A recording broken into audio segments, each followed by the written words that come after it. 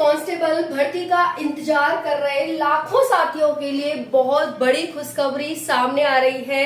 आपकी जो apply date है वो बता दी गई है। सभी साथियों के बहुत ज्यादा कमेंट्स आ रहे हैं इस भर्ती को लेकर के कि मैम अप्लाई डेट कब से है, आखिर कब आएगी अप्लाई डेट। खासकर जब से कि एसएससी के कैलेंडर में चेंज हुआ है तब से तो बहुत ज्यादा साथी परेशान हो गए हैं। तो भाई दिल्ली पुलिस कांस्टेबल से सभी साथियों को बहुत ज्यादा आस होती है पोस्ट को लेकर और सिलेक्शन को लेकर कि पोस्ट अच्छी खासी आती है, एज ठीक ठाक होती है, हम उसके अंडर आ जाते हैं, सिलेबस छोटा सा है और इसमें सिलेक्शन लेना आसान है। तो चलिए चलते हैं दिल्ली पुलिस की ओर। और साथियों बहुत सारी और भी अच्छाई हैं, जैसे कि सेंट्रल की वैकेंसी है, जैसे कि आपका जो वर्किंग टाइम है वो फिक्स है। बाकी अदर पुलिस कांस्टेबल को देखें तो उसके अकॉर्डिंग बहुत अच्छी है दिल्ली पुलिस की नौकरी। सेंट्रल की है भाई, और क्या है कि किसी राज्य का कांस्टेबल, किसी राज्य का दरोगा और दिल्ली का कांस्टेबल लगभग बराबर है पावर में। तो बहुत सारी सैलरी को लेकर भी यहाँ पर अच्छाइयां हैं। तो चलिए बात करते हैं दिल्ली पुलिस कांस्टेबल भर्ती के बारे में। जो साथी यहाँ पर इंतजार कर रहे हैं एक लंबे समय से, या फिर जो साथी लास्ट भर्ती में रह गए थे किसी कारणवश, अब वो गलतियां आपको नहीं दोहरानी है, क्योंकि समझदार इंसान वही है जो एक बार गलती होने पर उससे सीख ले और उसे फिर दोबारा ना करने की भूल कभी ना करे। ठीक है, मतलब करने की भूल कभी ना करें। चलिए देखते हैं साथियों दिल्ली पुलिस कांस्टेबल कि क्या क्या डॉक्यूमेंट्स रेडी करने हैं, किस किस डेट के डॉक्यूमेंट हमें लगाने हैं, उसके साथ साथियों सैलरी कितनी रहती है, फिजिकल कैसे होता है, क्या होता है, कितना फिजिकल होता है, एग्जाम में क्या क्या पूछा जाएगा, कट ऑफ कितनी जाती है।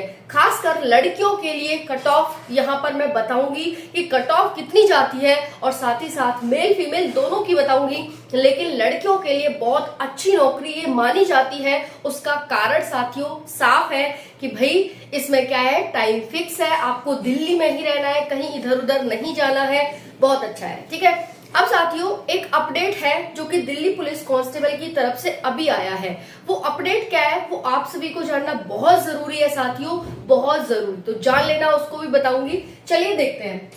अगर आप एज की बात करें कि एज क्या रहती है साथियों, अगर आप जनरल हैं, ठीक है, तो आपकी एज 18 से 25 वर्ष है। अगर आप ओबीसी हैं तो आपकी एज 18 से साथियों 28 वर्ष है। अगर आप SC ST हैं तो आपकी एज 18 से 30 वर्ष है। अगर आप फीमेल है तो आपकी ये एज रहने वाली है। ठीक है, तो जितनी भी फीमेल है ये मतलब जनरल फीमेल, बाकी को यहाँ पर रिलैक्सेशन मिलेगा, बाकी मेल की ये है। ओके, समझ आ गई।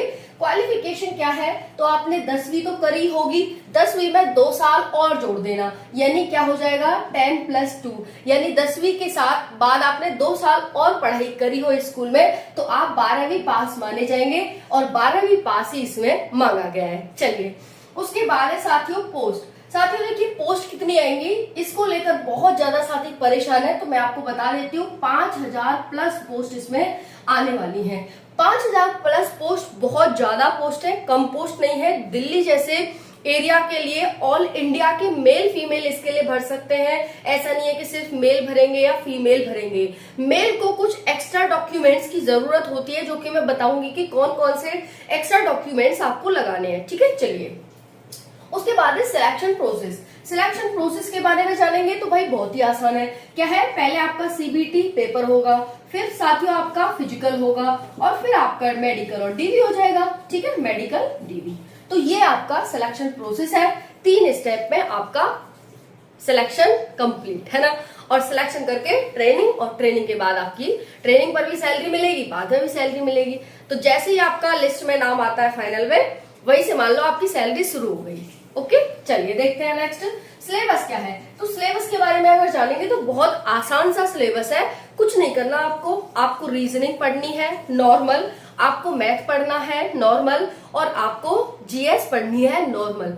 उसके साथ साथ कंप्यूटर की सिर्फ आपको 2 से 3 क्लासेस देखनी होंगी, जो कि बहुत ज्यादा इजी है। अगर आप क्लास नहीं देख रहे, बुक का लिंक डिस्क्रिप्शन में दे रही हूँ, बहुत अच्छी बुक है। उस बुक को पढ़ लेना डेली, ज्यादा नहीं, आधा घंटा पढ़ लेना, आधा घंटा ज्यादा से ज्यादा। ठीक है, बस इतना काम करना है, सिलेक्शन आपका 100% है। तो बुक वीडियो के डिस्क्रिप्शन में दे दूंगी, रीजनिंग, मैथ, GS और कंप्यूटर की। कॉम्बो भी मिल जाएगा आपको बहुत आसान और बहुत सस्ते मतलब सस्ते प्राइस में मिल जाएगा। तो भाई जाकर के परचेज कर लेना और अभी से अपनी तैयारी शुरू कर दो, क्योंकि भर्ती आएगी और जाएगी, वो रुकेगी किसी के लिए नहीं, वेट किसी का नहीं करेगी। तो भाई अगर आपको सिलेक्शन लेना है तो आपको उसका वेट करना होगा कि भाई अभी से हमें तैयारी करनी है, क्योंकि वैकेंसी हमारी आ रही है, क्योंकि हमें पेपर देना है, क्योंकि हमें सिलेक्शन लेना है। देखिए इन्होंने अप्लाई डेट, एग्जाम डेट सब कुछ फिक्स कर दिया है, आपके पास समय बहुत कम है, ये चीज जान लो भाई। और समय रहते, एज के अंडर रहते ही सिलेक्शन ले लो, इससे ज्यादा बढ़िया कोई बात नहीं हो सकती। आगे आओ इधर, तो जब बात करते हैं यहाँ पर सिलेबस की, तो सिलेबस आपको बता दिया, आपको कुछ नहीं करना। इंडिया की पॉलिटी, हिस्ट्री, जियोग्राफी, इकोनॉमी, अब ऐसा नहीं है विस्तार से पढ़ने बैठ जाओ, थोड़ा थोड़ा पढ़ना है। एक होता है हार्ड वर्क, एक होता है स्मार्ट वर्क। अगर आप स्मार्ट वर्क करेंगे तो आपकी नौकरी इजीली और जल्दी लगेगी, अगर आप हार्ड वर्क करेंगे तो आपकी एज निकल जाएगी और नौकरी लगने का भी कोई वो नहीं है कि लग जाएगी, ठीक है। तो हार्ड वर्क मत करो, हार्ड वर्क वालों को आजकल नहीं मिल रही जगह, इजी वर्क और सॉफ्ट वर्क वालों को मिल रही है कि भाई कैसे हम इजी वर्क करके नौकरी ले लें। और उसी के लिए मैं आपको यहाँ पर बता रही हूँ कि कैसे आपको इजी वर्क करना है, हार्ड वर्क मत करना। भाई वो गधा है, वो कितना हार्ड वर्क करता है बेचारा, है ना, पूरे दिन सामान को ढोता रहता है, क्या आज तक कुछ बन पाया? वो नहीं बन पाया, वो सामान ही ढोने में लगा रहा। तो क्या है, हमें हार्ड वर्क नहीं करना है। ओके, बताऊंगी क्या करना है। तो सिलेबस देख लिया भाई, ये सारे आपको चीजें पढ़नी है। उसके बाद एग्जाम डेट, चलो एग्जाम डेट, अप्लाई डेट पर अभी आएंगे। डॉक्यूमेंट्स देख लेते हैं।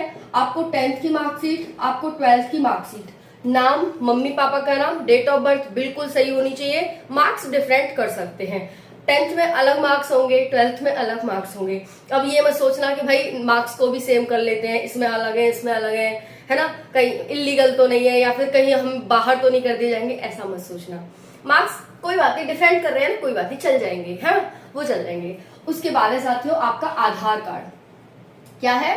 आधार कार्ड, अपना आधार कार्ड जिसमें हमारी बुरी सी फोटो आती है। अगर सबसे बुरी फोटो आती है तो वो हमारे आधार कार्ड में है। अगर बुरा सा बुरा देखना है तो आधार कार्ड की फोटो देख लो। डर जाते हैं मतलब आधार कार्ड की फोटो देखकर, है ना। तो कौन कौन डरता है कमेंट में जरूर बताना। मैं तो भाई डर जाती हूँ अपनी फोटो देखकर, है ना। तो आधार कार्ड। उसके बाद साथियों और क्या करना है आपको? डोमिसाइल, ठीक है, जिस भी स्टेट से है आप डोमिसाइल अपना बनवा लो लेटेस्ट। और किस डेट का बनवाना है वो ही बताऊंगी। बाकी अपनी कास्ट सर्टिफिकेट, ठीक है, कास्ट सर्टिफिकेट किस डेट का होना चाहिए भाई? अप्लाई डेट का पहले का होना चाहिए, ये चीज ध्यान रखना। ईडब्ल्यूएस सेंट्रल का सर्टिफिकेट बनवा लो, ईडब्ल्यूएस सेंट्रल का, ओके, समझ आ गई। और 2025-26 फाइनेंशियल ईयर का बनवाना, 24-25 का होगा वो भी चल जाएगा, 24-25 का देख लेना, ठीक है, बन जाएगा वो, ओके। तो वो बनवा लेना, 25-26 का हो जाए वो देख लेना, क्योंकि लग तो चुका है भाई फाइनेंशियल ईयर। तो ये हो गया साथियों कास्ट सर्टिफिकेट, ओके।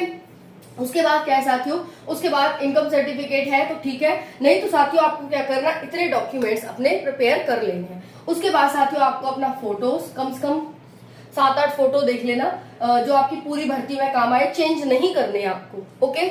और क्या है साथियों यहाँ पर? और है आपका ये हो गया कास्ट सर्टिफिकेट, डोमिसाइल, आधार कार्ड, 10th-12th की मार्कशीट, फोटो।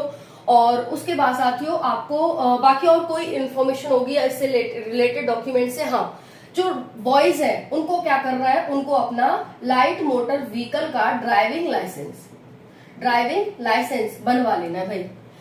बॉयज के लिए चाहिए, गर्ल्स को नहीं चाहिए, समझ में आ रही है?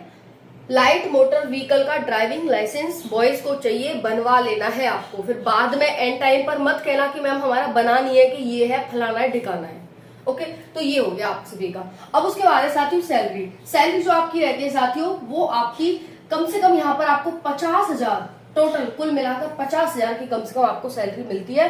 बहुत अच्छी सैलरी है, सभी स्टेट के कांस्टेबल से सबसे ज्यादा सैलरी है। बताया ना, स्टेट का दरोगा और दिल्ली का कांस्टेबल बराबर है, ओके। उसके बाद फिजिकल साथियों, फिजिकल में आपकी रनिंग भी होती है,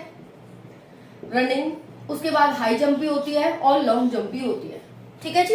हाइट, चेस्ट सब कुछ होगा। तो अब देख लो यहाँ पर क्या क्या है रनिंग में। अगर मैं लड़कों की बात करूं, बॉयज की, तो 1600 मीटर की रनिंग है, 6 मिनट का समय दिया जाएगा। लड़कियों की 1600 मीटर की रनिंग है, 8 मिनट का समय दिया जाएगा। बाकी एज के अकॉर्डिंग आपको रिलैक्सेशन भी मिलेगा इसमें, ओके।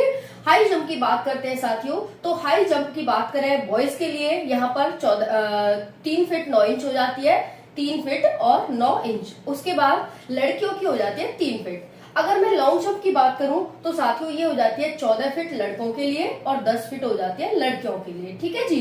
तो ये है आपकी running 1600 meter 6 minute male, 1600 meter 8 minute female, 3 feet 9 inch high jump male, 3 feet female, 14 feet long jump male और 10 फीट फीमेल। ये आपके यहाँ पर रहने वाली है। ओके साथियों, उसके बाद बात करते हैं साथियों आपका एग्जाम। एग्जाम में आपके 4 सब्जेक्ट आते हैं। कौन कौन से आएगा? जीएस आएगी पहले नंबर पर, दूसरे नंबर पर आपकी रीजनिंग, फिर मैथ आएगा साथियों, और फिर आपका कंप्यूटर आएगा। ठीक है जी।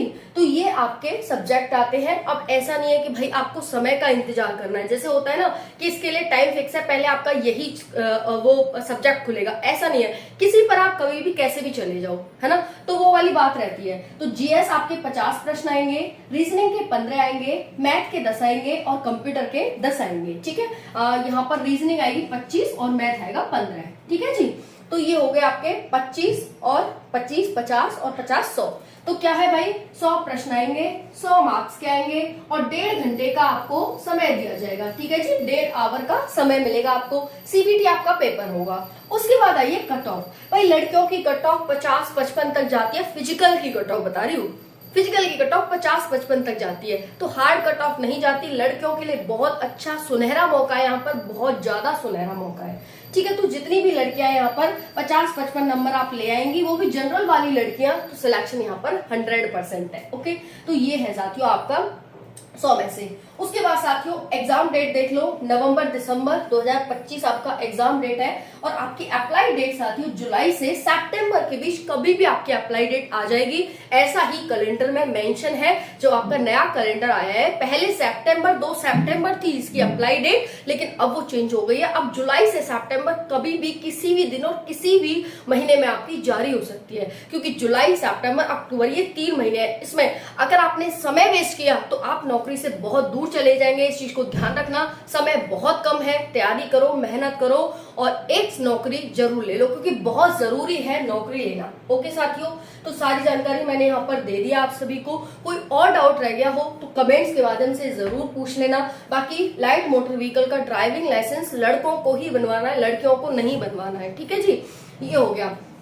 इतनी एज के जितने भी बच्चे हैं वो अपने डॉक्यूमेंट्स प्रिपेयर कर लो। अप्लाई डेट आते ही आपको अप्लाई करना है। बाद में बहुत सारे साथी हैं जो कि डॉक्यूमेंट्स की वजह से बाहर हो जाते हैं या फिर किसी कमी की वजह से बाहर हो जाते हैं। अब मैंने बताया कि आपको बेस्ट स्टडी और इजीली स्टडी कैसे करनी है। साथियों कुछ नहीं करना है आपको। अब आप मन बना लीजिए। सबसे पहला है आपका मन।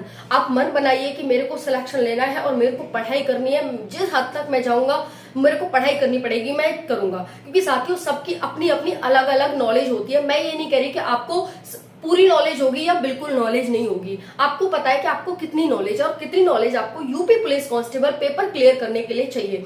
आपको ज्ञाता नहीं बनना है, आपको विख्याता नहीं बनना है, कुछ नहीं बनना है। बस आपको जो सिलेबस है उसको स्मार्ट स्टडी के तहत ट्रिक के माध्यम से कि कैसे ऑप्शन को एलिमिनेट, क्योंकि ऑप्शन आएंगे, ऑप्शन को कैसे मुझे एलिमिनेट करना है वो आपको आना चाहिए। और वो तभी आएगा जब आप PYQs लगाएंगे, जिसके लिए मैं वीडियो के डिस्क्रिप्शन में बुक दे रही हूँ। PYQ ज्यादा से ज्यादा अगर लगा सकते हैं, क्योंकि अभी भाई 3 महीने में तो आपकी अप्लाई डेट ही आएगी, कब किस टाइम किस दिन आएगी। उसके बाद साथियों नवंबर दिसंबर में आपका पेपर है, तो कहीं ना कहीं आपके पास पूरा जून जुलाई अगस्त सितंबर अक्टूबर नवंबर दिसंबर यानी कम से कम साथियों 6 से 7 महीने हैं। और इसमें आप बेस्ट स्टडी करते हो। 1 महीना लग के PYQ, मैं कह रही हूँ 1 महीना मत लगाओ भाई, रोज रोज कौन लगाएगा, इतना नहीं लग पाएगा।